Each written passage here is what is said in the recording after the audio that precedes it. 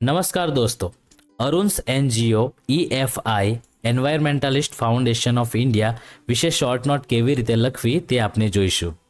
અરુણે 17 વર્ષની ઉંમરે પર્યાવરણના રક્ષણ માટે EFI નામની એનજીઓની સ્થાપના કરી. EFI એટલે કે environmentalist foundation of India. Arun અને તેમના સ્વયંસેવકોની ટીમ દરિયા કિનારા અને અન્ય જળાશયો સાફ કરે છે, વૃક્ષો વાવે છે અને પર્યાવરણને અનુકૂળ કાગળની થેલીઓ બનાવે છે. તેઓ દાંતી અને પાવડાની મદદથી જળાશયો સાફ કરે છે. ક્યારેક તેઓ તળાવને સાફ કરવા માટે અર્થમૂવર્સ અને પોકલેન જેવી ભારે મશીનરીનો ઉપયોગ કરે છે. તેઓ વિદ્યાર્થીઓને ફેલોશિપ આપીને પ્રોત્સાહિત કરે છે અને તેઓ અન્ય લોકોને આ ક્ષેત્રમાં તાલીમ આપે છે અને તેમને પર્યાવરણીય હેતુ માટે સક્રિયપણે સામેલ કરે છે. શોર્ટ નોટ માટે પ્રશ્નો જોઈએ તો હું ફાઉન્ડેડ EFI. EFIની સ્થાપના કોણે કરી? What activities are carried out by the NGO? NGO દ્વારા કઈ પ્રવૃત્તિઓ હાથ ધરવામાં આવે છે?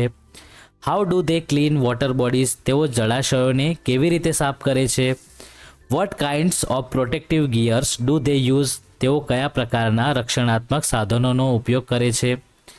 How do they encourage the students? તેઓ વિદ્યાર્થીઓને કેવી રીતે પ્રોત્સાહિત કરે છે? What do they do to get others involve for the environmental cause? પર્યાવરણીય હેતુ માટે અન્ય લોકોને સામેલ કરવા માટે તેઓ શું કરે છે? આ પ્રશ્નોને ધ્યાનમાં રાખીને આપણે આ શોર્ટ નોટ લખીશું. Arun founded the NGO called Environmentalist Foundation of India for the cause of environment. અરુણે પર્યાવરણના રક્ષણ માટે EFI નામની એનજીઓની સ્થાપના કરી. Arun and his team of volunteers clean beaches and other water bodies, plant trees and also make environment friendly paper bags.